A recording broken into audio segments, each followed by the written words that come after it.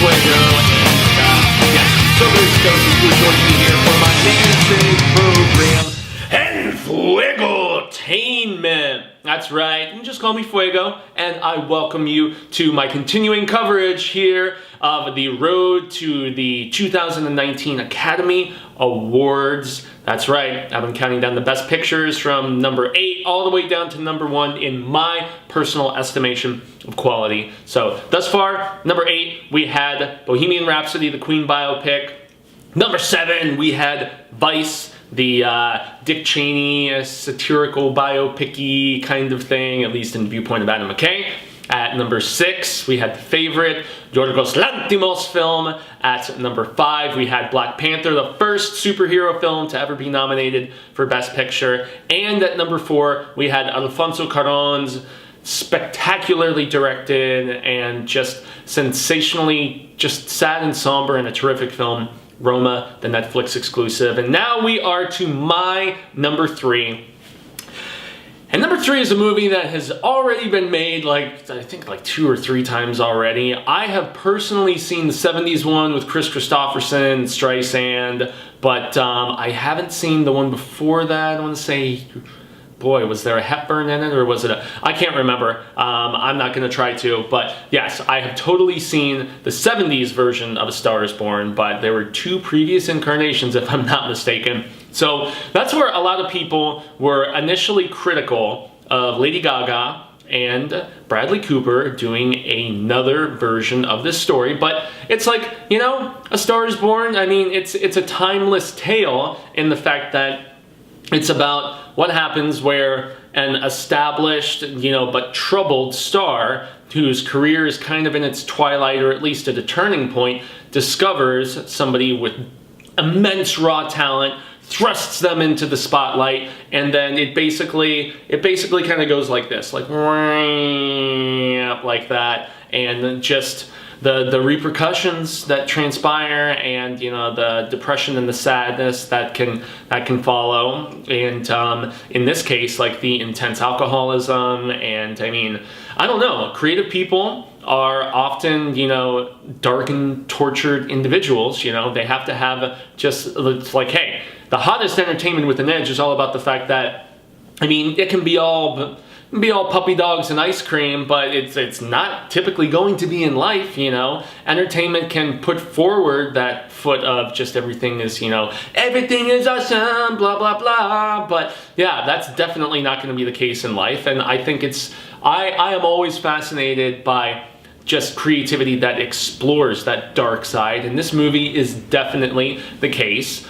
This is one where, between the 2 musicals that got nominated for Best Picture, I totally was expecting to love the hell out of Bohemian Rhapsody so much more than A Star is Born, especially because I'm not really a big Lady Gaga fan. I thought she was decent in, Hotel, the American Horror Story, and that's really all that I'd seen her act in. But I've never been, the biggest fan of her music. I mean, I have a couple guilty pleasure Gaga songs, like, I'm on the edge, blah, blah, glory.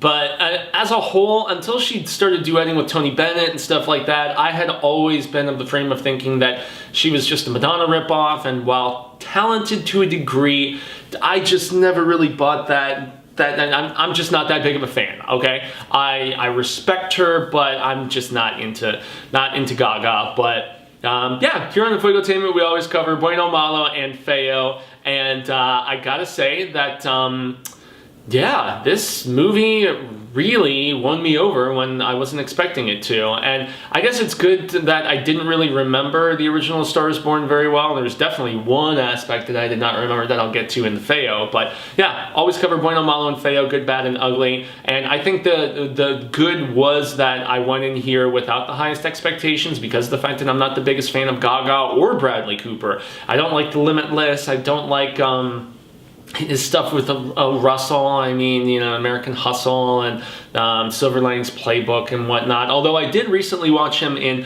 a horror film for the other YouTube channel that I'm on called the Horror Show Channel, Midnight Meat Train. Damn, he's good in that. But I've just really never been the biggest Bradley Cooper fan. I guess he's fine as Rocket, but that's voice work. It's different, man. So he's really, really, really good in this movie. He is damn good. In fact, even though Gaga impressed me and surprised me with her acting chops in this, and you know, everybody knows she's a great singer and stuff, but this is Bradley Cooper's movie, not just because of the fact that he directed the hell out of it, but I mean, his performance in this movie is like chilling and haunting, man, and he is like such a sack of shizzle at times in this flick. And it's hard to watch, but it's such a good performance because of that, man.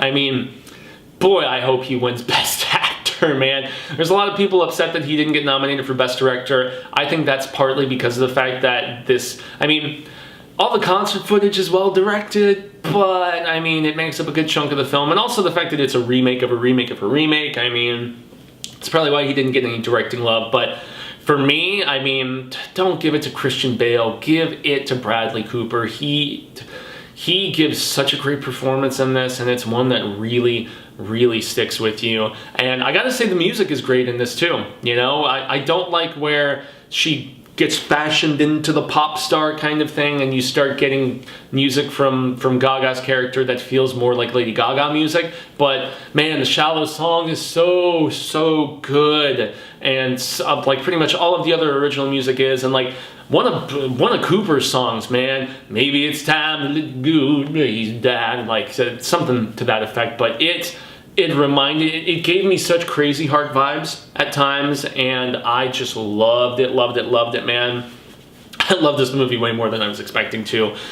There's a great supporting cast in it, you know, from Sam Elliott to Dave Chappelle. I mean, yeah, it's really, really good, man. So, you know, major props there. Andrew Dice Clay's in it too, if I remember. Anyway, if we're gonna get into MALO, you know, the bad is definitely where they start turning her into a pop star. It's kind of, you know where it's going. There's that essence of predictability, and that would probably be like even in the ugly category. But you know, there's some songs that are definitely better than others in this case. We don't really get that much from Sam Elliott. We don't really get that much from Chappelle. So the supporting cast, while good, it's not really given as much to do.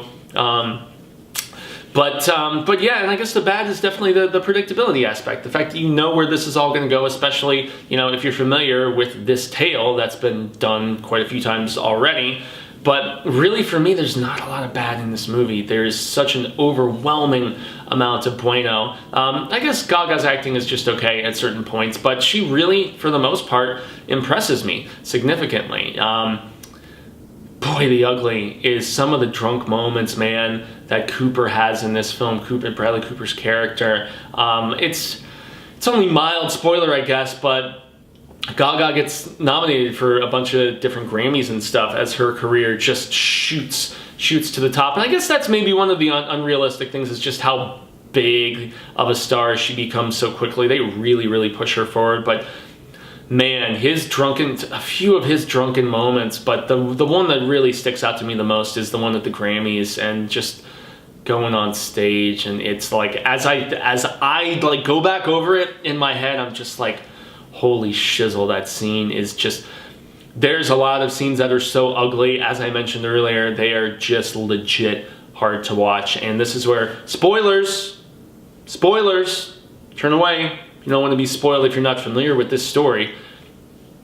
Bradley Cooper's suicide, man alive. It's tough, man. It's really tough. And especially with him like working on that song with her like right before, and you know, saying, it's just, this movie caught me in the feels, man. It really did. The burden of expectation is, you know, and the lack thereof in some instances is a really good thing. The fact, I didn't remember that Christopherson committed suicide, you know, which is the only incarnation of this film that I've seen before. I really want to go back and revisit the Streisand, you know, Christopherson one. But yeah, it's ugly what ends up happening. And boy, where she's singing at the funeral and everything, and the remembrance. I mean, Gaga does a great job. She really does, you know. It's ugly good. It's bueno ugly in the way that she sells some of the stuff, and it's just really cathartic and really sad. And I mean, between this and Roma, I mean, that's one thing where Bohemian Rhapsody where Bohemian Rhapsody was laxitying, you know, is the fact that even like I mean, even the death of, you know, Freddie Mercury's character, it doesn't really hit with the same emotional resonance, at least for me, with the exception of when the Highlander song, you know, Who Wants to Live Forever is used. I mean, man, did A Star Is Born pack so much more of a mammoth punch. I mean, but that's the thing, Queen, I mean, the way they bookended the entire film with the concert performance and everything, it was just, it was so drastically different in tone. Bohemian Rhapsody was going for the feel-good vibe. Star Is Born does not. But to its credit, it's extremely effective, and it's my number 3 of the 8 Oscar films nominated for Best Picture. So, I have been Jaime En Fuego. Y'all have been fantastical. As always, you can find me on all social media sectors like Twitter, Instagram, Facebook, and YouTube. Here on YouTube, where you're watching me right now. Ha! I greatly appreciate a like. You know, share the video if you dug my perspective on it. Greatly appreciated. If you'd like to see more of my coverage, not just hitting the subscription thing, the little subscribey biz, but also hit the bell so you get notifications about any time I'm putting up a new video. It is, once again, as I said, a grande gracias, supremely appreciated. If you are down with scary stuff, genre coverage, and whatnot, I do spend the primary amount of my time on YouTube on The Horror Show, at The Horror Show channel. As I mentioned earlier, it's a ton of fun, and it's film reviews, trailer reactions, video game let's plays, comedy sketches, convention coverage, celebrity interviews, all kinds of dope stuff like that. It's a ton of fun. I'm a producer and a host over there. If for whatever reason, even though it's highly doubtful, if you've just stumbled upon this review of mine and do not know about all of the other online stuff that I do here on the YouTubies, yes, please jump over there, do the same, like, share, subscribe, check out some of our videos. Just surpassed 25,000 subscribers, and yes, it has been a very humbling and amazing process of putting together all of that content for all of you. We're about to start our 6th season of the show. I joined in season 2, and we had a couple hundred subscribers. So here with me, with less than 1,000 subscribers, it's been very cool getting back into the groove of trying to do coverage by myself and cover things beyond the spooktacular, because I'm very passionate about all kinds of other forms of creativity on screen besides horror stuff. So thank you so very much. A grande gracias, as I mentioned earlier, for tuning into this coverage. And that is going to do it for number 3 here on this countdown list. There's only 2 left. Obviously, you know what they're going to be. But which is going to be number 1? Well, you're going to have to tune back in to find out. So once again, I am En Fuego. Y'all have been gangsters. And until the until the film reel of comes around once more, hasta luego, Cinemigos, but I am supremely hopeful that we get to reconnect sooner rather than later. Till then, y'all, peace out.